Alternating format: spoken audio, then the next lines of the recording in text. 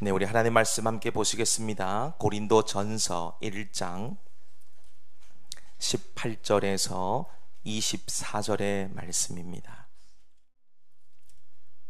네, 다 찾으신 줄 알고 우리 한 목소리로 같이 읽겠습니다. 시작. 십자가의 도가 멸망하는 자들에게는 미련한 것이요 구원을 받는 우리에게는 하나님의 능력이라. 기록된 바 내가 지혜 있는 자들의 지혜를 멸하고 총명한 자들의 총명을 폐하리라 하였으니 지혜 있는 자가 어디 있느냐? 선비가 어디 있느냐? 이 세대의 변론가가 어디 있느냐? 하나님께서 이 세상의 지혜를 미련하게 하신 것이 아니냐? 하나님의 지혜에 있어서는 이 세상이 자기 지혜로 하나님을 알지 못하므로 하나님께서 전도에 미련한 것으로 믿는 자들을 구원하시기를 기뻐하셨도다. 유대인은 표적을 구하고 헬라인은 지혜를 찾으나 우리는 십자가에 못 박힌 그리스도를 전하니 유대인에게는 거리끼는 것이요 이방인에게는 미련한 것이로되 오직 부르심을 받은 자들에게는 유대인이나 헬라인이나 그리스도는 하나님의 능력이요 하나님의 지혜니라. 아멘. 네, 오늘은 예수님께서 우리를 위한 대속제물이 되시기 위해서 예루살렘으로 입성하신 교회력으로는 종려주일이라고 부르는 날입니다. 이날은 예수님께서 새끼 나귀를 타시고 예루살렘으로 들어가시는데요, 사람들이 종려나무 가지를 흔들면서 예수님을 환영하고 찬송하던 것으로부터 붙여진 이름입니다. 그리고 이날은 부활주일 전주이고요, 내일부터 한 주간은 예수님의 대속과 십자가 고난을 기억하며 묵상하는 고난주간이 시작이 됩니다. 교회적으로는 내일부터 또 부활주일 새벽까지 특별 새벽 기도회를 드리면서 나를 위해서 십자가 대속 제물이 되신 그분의 사랑을 바라보며 은혜를 나누려고 합니다. 또한 이미 광고 드렸다시피 말씀 후에는 곧바로 또 성찬 예식도 거행이 되지요. 이 성찬의 가장 큰 의미와 목적, 예수님이 나를 위해서 십자가를 지신 사건을 기념하는 것이죠. 고린도전서 11장 23절에서 26절을 보면 내가 너희에게 전한 것은 주께 받은 것이니 곧 주 예수께서 잡히시던 밤에 떡을 가지사 축사하시고 떼어 이르시되 이것은 너희를 위하는 내 몸이니 이것을 행하여 나를 기념하라 하시고 식후에 또한 그와 같이 잔을 가지시고 이르시되 이 잔은 내 피로 세운 새 언약이니 이것을 행하여 마실 때마다 나를 기념하라 하였으니 너희가 이 떡을 먹으며 이 잔을 마실 때마다 주의 죽으심을 그가 오실 때까지 전하는 것이니라 말씀하고 계십니다. 여기서 기념하라 이 말은 기억해라, 생각나게 해라, 이런 뜻을 갖고 있습니다. 근데 뭘 기억하고 뭘 생각해야 되겠습니까? 예수님의 살을 상징하는 떡을 떼면서 그분이 나를 위해 채찍에 맞으시고 십자가 달려 손과 발에 못 박혀 죽으신 사건을 기억하는 것이죠. 예수님의 피를 상징하는 이 포도주를 마시면서 온몸이 찢기시고 창으로 옆구리가 찔리실 때 쏟으신 피를 기억하는 겁니다. 그리고 이것은 단순히 어떤 성찬식 때나 또 예배를 드릴 때만 주님이 주신 십자가를 기억하는 것이 아니고요, 날마다 우리의 삶 속에서 그분이 지신 십자가를 기억하고 생각하며 살아가라는 의미가 있습니다. 그래서 20세기 미국의 신학자인 시드로우 백스터라는 분이 계시는데 이분이 이런 말을 남겼어요. 교회가 도덕이나 윤리에 대해서 강의하거나 설교하는 것이 아니라 십자가에 달려 죽으시고 부활하신 그리스도에 대해 설교할 때에 우리 사회의 도덕은 회복된다라고 얘기했어요.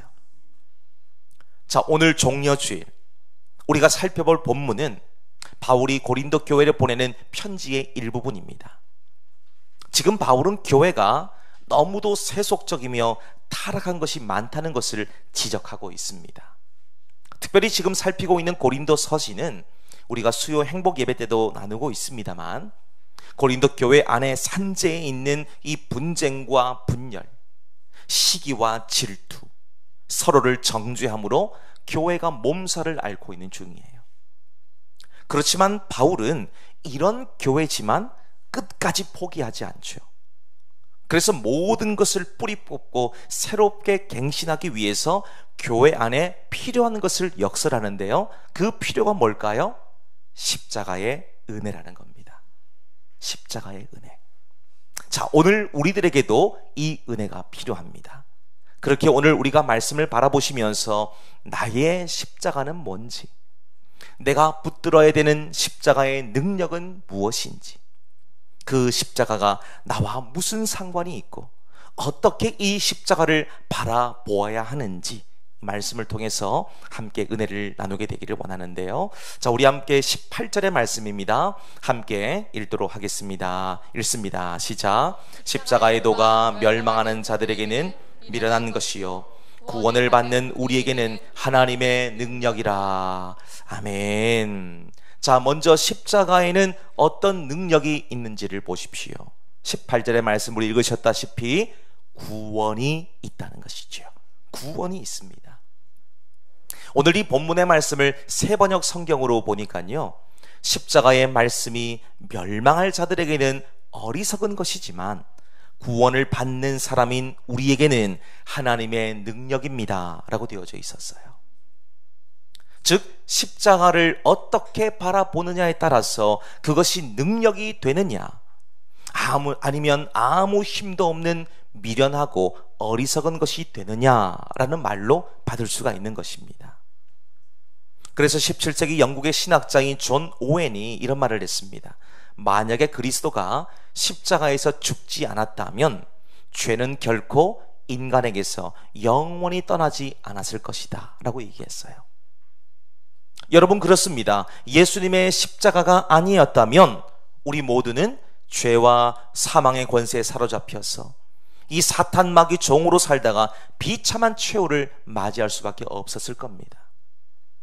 그렇지만 허물과 죄로 죽은 우리를 위해서 하나님이 그의 아들 예수님을 이 땅에 보내십니다.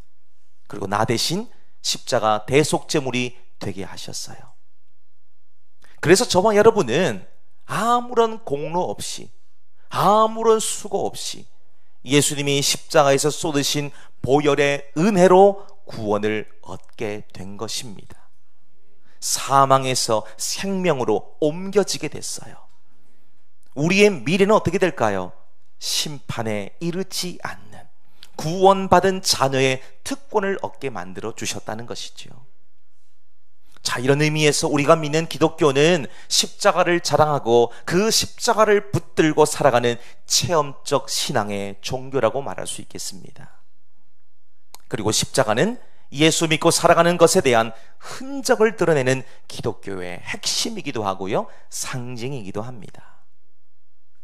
그런데 이 보배로운 십자가가 처음부터 기독교의 상징을 나타내는 핵심이 아니었습니다. 되려 이 십자가는 수치스럽고 부끄럽고 걸림돌이었어요.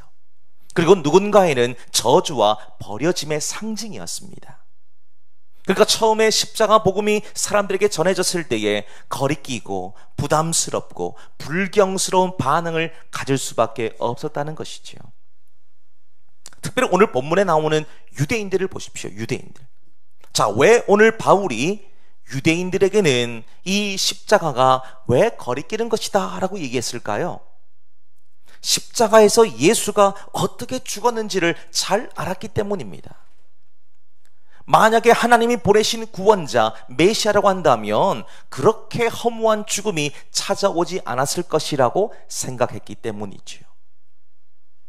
무엇보다 그들이 아주 그냥 열렬하게 추종하고 따라가는 율법, 모세오경입니다. 이 모세오경 가운데에서 신명기 21장에서 이런 말씀이 나옵니다. 신명기 21장 23절 하반절의 말씀 보니까요, 나무에 달린 자는 하나님께 저주를 받았음이니라 말씀하고 있어요. 이 말씀의 근거에서 나무에 달려 죽은 예수가 어떻게 구원자가 될 수 있느냐, 상식적으로 받아들일 수가 없다라고 얘기하는 겁니다. 이들이 생각할 때의 메시아, 자기들을 구원할 메시아는 좀 뭔가 화려하고 멋진 모습으로 나타날 것이라고 생각했던 것 같습니다. 그래서 저 악한 로마 정권의 무리들을 혼쭐 내주고 그냥 무너뜨리고 벌벌 떨게 만드는 힘센 사람으로 올 줄 알았다는 거예요. 근데 기대와는 달리 메시아로 오셨다는 예수님 보십시오. 태어날 때부터 사람들의 기대를 완전히 뒤집어 놓으심으로 오셨습니다. 화려한 궁궐에서 채색 옷을 입으시며 살아가신 것이 아니지요. 그분이 거하실 곳이 없어서, 그분이 태어나실 곳이 없어서 말들이 머무는 곳에서 머물게 됩니다. 태어나실 때는 있을 곳이 없어서 말구유, 말염을 통해서 태어나시지요. 양치던 목자들과 동방의 박사들을 제외하고는 누구도 찾지 않는 무가심 속에서 태어나셨습니다. 또한 오늘 종려주일을 보십시오. 예수님께서 들어오시는 날이, 예루살렘으로 들어오시는 날인데요, 이때는 어떻게 오셨습니까? 나귀를 타고 오시는데 새끼 나귀를 타고 오시죠. 뭔가 좀 위엄과 권세가 있고 화려한 모습으로 오실 것을 예상했는데요, 예수님은 사람들의 생각을 완전히 뒤집으시고 낮고 천한 모습으로 오시더라는 거죠. 그러니까 유대인들이 이 모습을 보면서 무슨 생각했을까요? 과연 저 사람이 우리를 구원하시기 위해 온 메시아가 맞느냐, 이런 의문을 가지게 되는 겁니다. 그러니까 믿지 않는 거예요. 자, 이뿐이 아니죠. 유대인뿐 아니라 이방인들도 보십시오. 오늘 본문에서는 헬라인들도 라고 얘기하고 있는데요, 이 헬라인들, 이방인들도 역시나 주님의 십자가 복음을 바라볼 때에 이게 너무도 어리석게 보이므로 믿을 수가 없는 거예요. 헬라인들의 철학과 지식으로 십자가 복음을 해석해 보려니까 도저히 이해가 안 되는 겁니다. 철학적 사고로는 하나님이 인간이 되셨다? 이건 도대체 받아들일 수가 없는 겁니다. 사람을 대신해서 십자가 달려 고난받아 죽었다? 있을 수가 없는 일이에요. 그들이 믿는 신이라는 존재는 사람이 될 수도 없을 뿐더러 사람 대신해서 죽는다는 것은 더더욱 있을 수가 없는 일이라고 받았기 때문입니다. 그들이 우리가 잘 아시는 그리스 로마 신화도 보십시오. 그리스 로마 신화도 그들이 만들어낸 이런 내용에 불과합니다마는 그들이 사랑하는 신들을 보십시오. 사람을 위해서 뭔가 한 게 있습니까? 아무것도 없어요. 그냥 사람들의 것을 빼앗고 자기들 멋대로 하는 게 자기들이 바라보는 신적 관념입니다. 사람을 대신해 죽는다고요? 그런 신은 눈에 씻고 찾아봐도 없어요. 그런데 예수 믿는 사람들은요, 입만 열면 예수가 십자가 달려 우리 대신 죽었다, 그분은 우리를 구원하시기 위해서 그렇게 하신 메시아다라고 얘기를 하니까요, 그 지식을 너무도 조잡하고 교양이 없는 것으로 받아들였다는 것이죠. 그러니까 이 내용이 담겨져 있는 것이 사도행전 17장에 나오는 바울이 그리스 아덴에서 복음 전할 때도 보십시오. 거기에 있던 수많은 학파 사람들이 바울을 보면서 뭐라 얘기합니까? 저 말쟁이가 무슨 말을 하는지 보자. 복음을 힐라놨죠. 무시합니다. 심지어 어떤 부류들은 바울이 전하는 복음에 대해서 반응합니다. 이방 신들을 전하는 사람인가 보다 라고 얘기합니다. 그러면서 구원의 이름 되시는 예수님의 이름이 그저 어느 이름 모를 신 중에 하나라는 인식으로 받아들였다는 것이죠. 자, 오늘 고린도 서신을 통해서도 이 사실을 분명하게 드러내고 있습니다. 그러면서 하나님의 자녀라면 십자가 정신으로 무장하며 살아가야 된다라는 것을 말씀하고 있죠. 우리 예수님이 하신 말씀도 보십시오. 마태복음 16장 24절의 말씀 보시면 누구든지 나를 따라오려거든 자기를 부인하고 자기 십자가를 지고 나를 따를 것이니라 말씀하셨어요.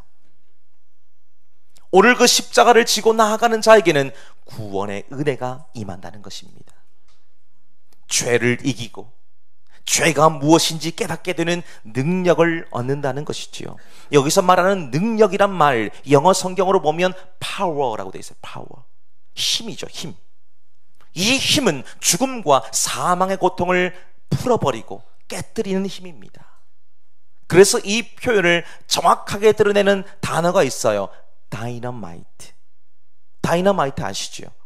십자가 복음의 능력을 향해서 의심과 불신, 냉대와 무지함, 강박하고 돌같이 딱딱한 심령을 가진 사람들 속에 이 엄청난 폭발력이 있게 만들어서 그들을 깨지게 만들고 무너지게 만든다는 겁니다. 뭐가요? 십자가 복음이요. 그러니까 우리가 볼 때는 저 사람은 예수 절대로 안 믿을 것 같아. 찔러도 피 한 방울 안 날 것 같아. 그런 사람도요, 주님의 십자가 복음이 전달되고 그 십자가 복음이 이 심령 속에서부터 온전함으로 역사하게 되면 그 돌이 녹아버리는 거예요. 돌이 사라지는 겁니다. 뽑히는 거예요. 지금 바울도 역시 분열과 다툼, 이 분쟁으로 얼룩져 있는 교회를 향해서 고린도전서 1장의 서두에서 이런 말을 합니다.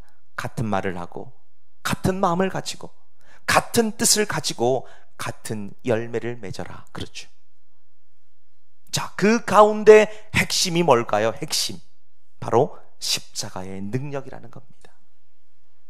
이 십자가 능력이 바로 새겨지고 바로 바라보는 사람은 교회를 사랑하고 성도를 사랑하게 되어져 있습니다. 근데 반대가 되면 어떻게 됩니까? 미워하고 갈라지고 깨지게 되겠죠. 그러면 그 속에 십자가 사랑이 사라지고 없다는 것을 증명하는 것입니다. 고린도 교회가 그랬잖아요.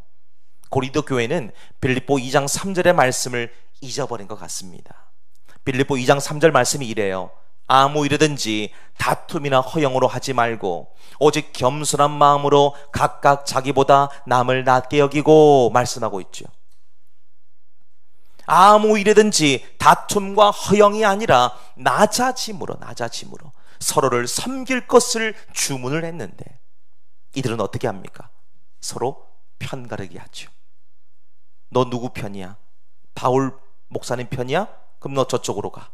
너 누구 편이야? 아볼로 목사님 편이야? 그럼 이쪽으로 와. 너 누구 편이야? 게바 편이야? 그럼 저쪽으로 가. 서로 다 편가르게 하는 거예요. 근데 이게 어디서 있는 것이라고요? 교회에서 이루고 있는 거예요. 서로의 약점을 물고 뜯으며 교회를 교회다움으로 만들어가지 못하더라는 겁니다. 그러니까 나타나는 결과가 무엇입니까? 구원받은 자녀다움이 사라져버리는 거예요. 사탄의 모습이 나오는 겁니다. 사랑하는 여러분, 우리는요 십자가의 은혜로 구원받은 사람들이에요. 여러분의 공로가 있습니까? 하나도 없어요. 자랑하려고 하지 마십시오. 구원받은 것 자랑하려고 하지 마십시오. 구원은요 여러분들이 노력해서 얻은 것이 아닙니다. 그분이 우리에게 그냥 거저 선물로 주신 거예요. 은혜로 주신 겁니다. 그럼 우리 어떻게 해야 될까요? 나 같은 자를 구원해 주셨다고 감격하는 거예요. 기뻐하는 겁니다. 그 은혜를 한 몸에 받은 우리 공동체를 바라보면서 당신도 구원받았습니까? 너무나 잘 되셨어요. 너무나 복됩니다. 서로를 사랑하고 안아주고 격려해 주는 것이 우리에게 필요하더라는 것이죠. 그래야 우리 삶을 통해서 주님의 십자가의 향기가 나타나게 된다는 것입니다. 이것이 종려주일과 이제 되어지게 될 고난주간의 시간을 맞이하는 우리의 올바른 자세가 된다는 것입니다. 자, 그럼 두 번째 보실까요? 십자가가 가지고 있는 능력을 보십시오. 자, 23절, 24절의 말씀입니다. 함께 읽겠습니다. 시작. 우리는 십자가에 못 박힌 그리스도를 전하니 유대인에게는 거리끼는 것이요 이방인에게는 미련한 것이로되 오직 부르심을 받은 자들에게는 유대인이나 헬라인이나 그리스도는 하나님의 능력이요 하나님의 지혜니라. 아멘. 자, 두 번째는 무엇입니까? 죄로부터 이기게 하는 승리가 있게 하신다는 겁니다. 승리가 있는 거죠. 자, 지금 사람들이 십자가를 바라보는 시선을 한번 보세요. 시선 어떻습니까? 두 가지가 나오죠. 거리끼고 미련하다 라고 얘기합니다. 이 거리낀다는 말은 걸려 넘어지게 하는 장애물이다, 함정이다, 덫이다, 이런 의미를 갖고 있어요. 즉 사람들에게 있어서 십자가라고 하는 것은 너무도 부정적이고 아무 능력이 없는 무의미하고 쓸모없는 것이다 라는 말입니다. 또 하나 미련하다라는 말을 하고 있지요. 미련하다, 어리석다는 의미예요. 어리석다. 자, 왜 안 그렇겠습니까? 사람들의 어떤 상식이나 사람들의 그런 시선으로 보게 되면 십자가에 달려 돌아가신 예수님을 바라보니까 너무도 어리석고 바보같이 당하고만 있는 거예요. 말씀 한마디도 안 하십니다. 그저 고난을 주는 대로 모두 다 받는 모습에 사람들은 아이고, 저 예수 아무 능력도 없구나, 그렇게 봤다는 겁니다. 여러분, 그런데 정말로 예수님이 아무 능력이 없으시고 그저 아무것도 할 수가 없으셔서 이런 고난을 몸소 당하셨습니까? 아닙니다. 아니에요. 저와 여러분의 구원을 위해서 사람들의 경멸과 조롱과 저주와 수치를 모두 참고 견디셨어요. 견디신 겁니다. 그리고는 우리의 죄와 허물을 대신해서 십자가에서 참혹한 죽음을 당하셨어요. 다시 말씀을 드리지만 힘이 없고 아무것도 할 수가 없어서 비참하게 죽으신 것이 아니라는 것이죠. 바로 나를 살리시기 위해서 그렇게 대속제물이 되어주신 것입니다. 자, 그러니까 우리는 이 십자가를 바라볼 때마다 그분의 크신 은혜와 사랑에 늘 감격하고 감사해야 된다는 것이지요.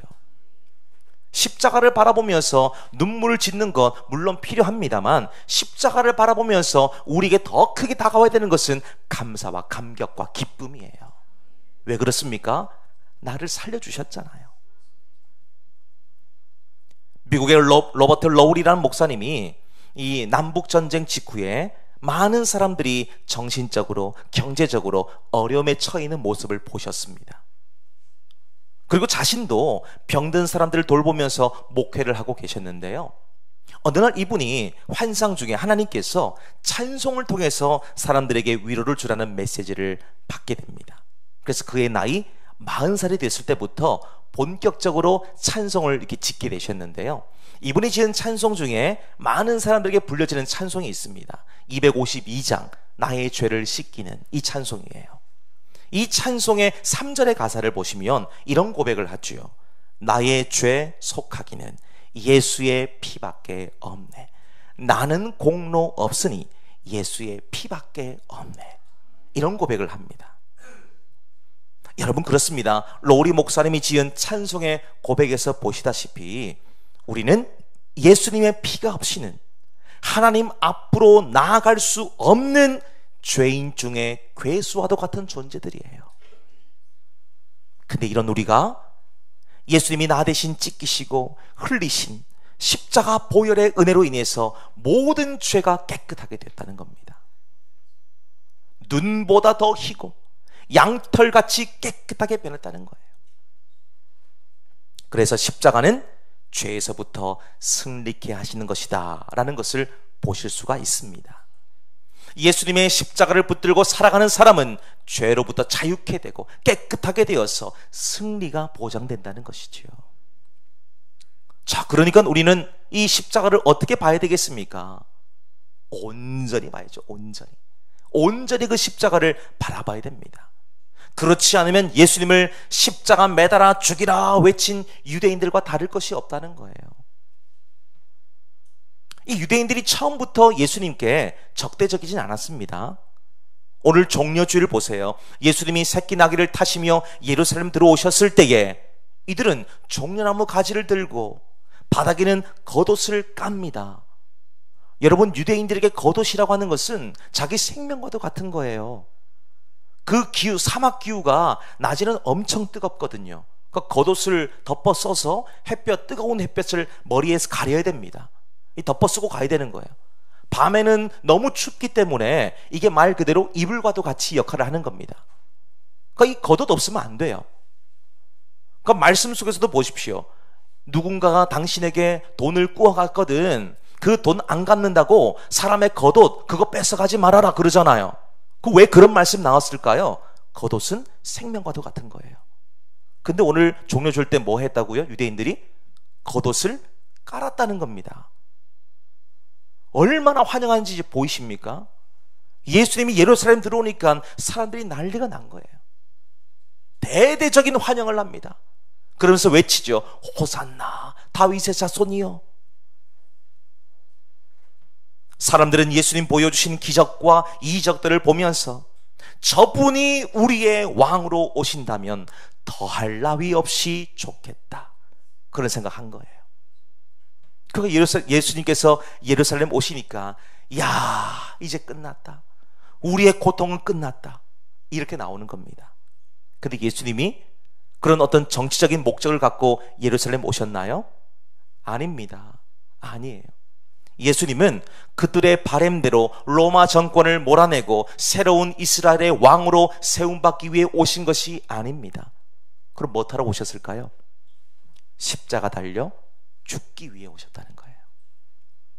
이 사실을 모르고 있던 사람들은 단순히 눈에 보이는 것에만 환호하고 기대하는 겁니다. 자, 그렇다면 저와 여러분은 어떠신가를 좀 보시기를 바랍니다. 우리 역시 예수님을 어떻게 바라보고 계십니까? 그분을 어떻게 생각하고 계십니까? 오늘 여러분들이 지금 종려주일 예수님 예루살렘으로 입성하시는 모습을 바라보고 있는 군중들 중에 한 사람이라고 생각해 보시기를 바랍니다. 그 가운데에서 예수님 들어오실 때 여러분들은 어떻게 하시겠습니까? 환호할 수도 있겠지요? 열렬하게 추정할 수도 있겠지요? 그런데 그 이유가 문제입니다. 예수님께서 너를 위해서 내가 십자가에 죽을 것이다 라고 얘기하셨을 때에 나는 그 십자가를 어떻게 받겠느냐는 겁니다. 어떻게 해석하고 어떻게 이해하실 거냐는 겁니다. 어떤 분이 이런 말씀하시더라고요. 십자가는 얼마의 거리를 두고 보느냐에 따라서 그 의미가 달라진다, 그러시더라고요. 십자가를 멀리 두고 볼 때는 흉하고 부끄럽고 천하게 느껴지죠. 그런데 믿음의 눈으로 가까이 다가가서 보면 십자가는 흉하고 천한 것이 아니라 죄사함과 평화를 가져다 주는 은혜와 사랑의 십자가로 보인다는 겁니다. 한 발 더 나아가서 내가 그 십자가를 지게 되면